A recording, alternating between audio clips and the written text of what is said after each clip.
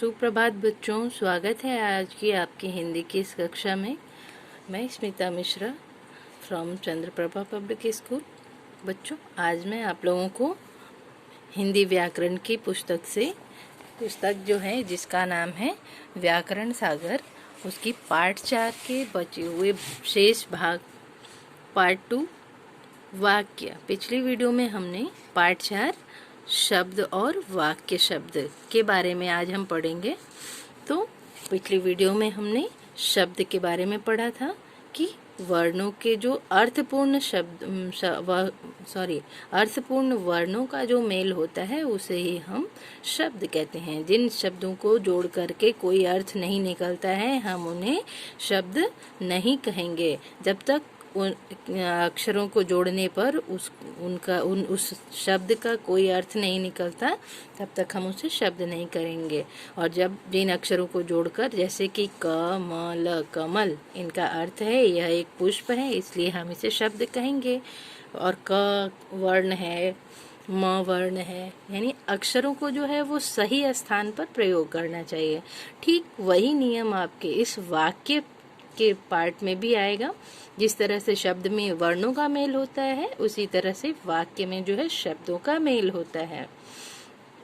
तो बच्चों, जिस प्रकार वर्णों का सही जगह प्रयोग करने से शब्द बनते हैं उसी प्रकार शब्दों का सही जगह प्रयोग करना भी जरूरी होता है। ठीक है, यानी कि शब्दों का सही जगह प्रयोग होगा तभी वाक्य शुद्ध होगा, है ना बच्चों। जैसे कि अब मान लीजिए यहाँ पे है नाच रहा मोर। ठीक है, यहाँ पे है नाच रहा मोर।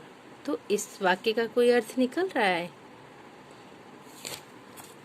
जैसे कि कुछ और भी अन्य शब्द हैं कि है गमले में सुंदर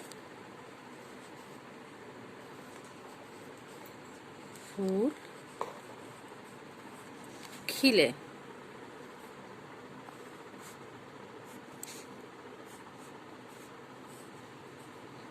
यह भी वाक्य जो है वो निरर्थक वाक्य है, इसका कोई अर्थ नहीं निकल रहा है। जैसे है नाच रहा मोर, है गमले में सुंदर फूल खिले, तो इन सभी वाक्यों का कोई मतलब नहीं है।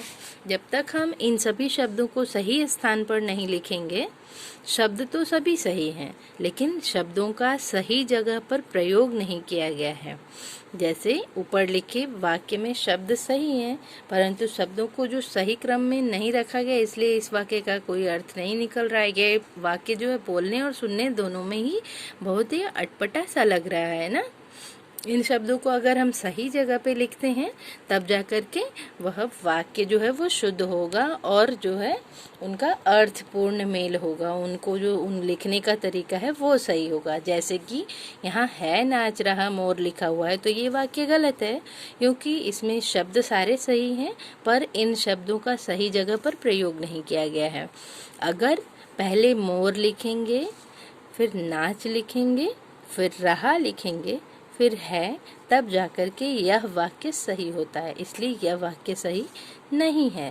ठीक है, उसी तरह से हमने जो दूसरा लिखा हुआ है गमले में सुंदर फूल खिले, तो उसको लिखेंगे कि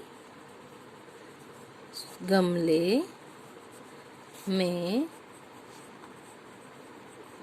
सुंदर फूल खिले हैं। तो यहाँ पे यह वाक्य सही है कि गमले में सुंदर फूल खिले हैं, है ना बच्चों। तो इसी तरह से कुछ अन्य वाक्य भी हैं जिनका सही जगह पे प्रयोग, तो उसकी परिभाषा है शब्दों के अर्थपूर्ण मेल से वाक्य बनते हैं। जब हम शब्दों को जो है सही जगह पर लिखेंगे और उनका कोई मीनिंग निकलता है, कोई भी बात हमारे उस वाक्य को बोलने से समझ में आती है, तब हम उसे वाक्य कहते हैं। आइए इसी तरह से कुछ और वाक्य भी यहाँ पे बनाए गए हैं। जैसे यहाँ पे जोड़ का निशान लगा है यानी प्लस का निशान, तो पतंग उड़ रही है। तो इन शब्दों को हमने जोड़ा है, शब्दों का मेल किया है, मिलाया गया है। जैसे कि पतंग जमा उड़ जमा रही जमा है। इन सभी को जब हमने जोड़ा है तो पतंग उड़ रही है। ठीक है, तो यहाँ पे सभी शब्द सही क्रम में लिखे गए, इसलिए यह वाक्य जो है वो शुद्ध है। ठीक है, यहाँ नमन जमा दौड़ जमा रहा जमा है बराबर क्या होगा, नमन दौड़ रहा है। तो ये शब्दों का अर्थपूर्ण मेल है, यानी अर्थ निकलता है कि वो लड़का जो है वह कौन सा काम कर रहा है, तो दौड़ रहा है ना। इसी तरह से रंग बिरंगे फूल खिले हैं, रंग जमा बिरंगे जमा फूल जमा खिले जमा है। उसका अर्थपूर्ण मेल क्या है, रंग बिरंगे फूल खिले हैं। शब्दों का सही स्थान पर अर्थपूर्ण मेल जो है, अर्थपूर्ण यानी सही ढंग से मिलाकर लिखा गया है, इसलिए ये वाक्य शुद्ध हैं। इन्हें ही हम वाक्य कहते हैं। हाथी जमा गन्ना जमा खा जमा रहा जमा है। हाथी गन्ना खा रहा है ना बच्चों। जैसे खेल राम जमा खेल जमा रहा जमा है। ठीक है, तो इसमें हम लोग एक साथ इन सभी वाक्यों को लिख देंगे कि राम खेल रहा है। यहाँ पे शब्दों को हमने प्लस हटा करके एक साथ जोड़कर लिख दिया, तो ये एक वाक्य हो गया। ठीक है, शब्द बनाने के लिए स्वर का होना जरूरी है, क्योंकि हर व्यंजन में अस्वर का जो है वो मेल होता है, यानी अस्वर हर व्यंजन के साथ जुड़ा होता है।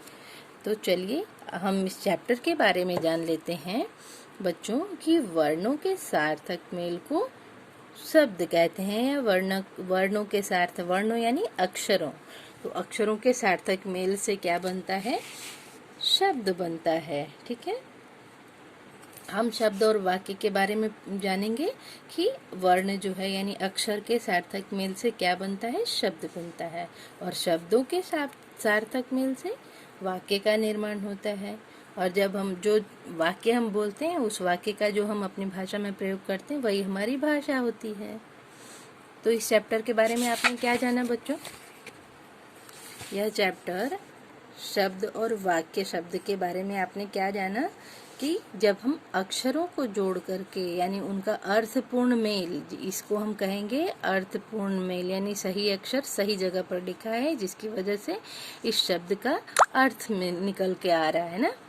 तो शब्दों का, वर्णों का सही मेल जो है वह शब्द कहलाता है, और शब्दों का सही मेल जो है वह वाक्य कहलाता है, और वाक्यों के मेल से ही भाषा बनती है। तो समझे बच्चों?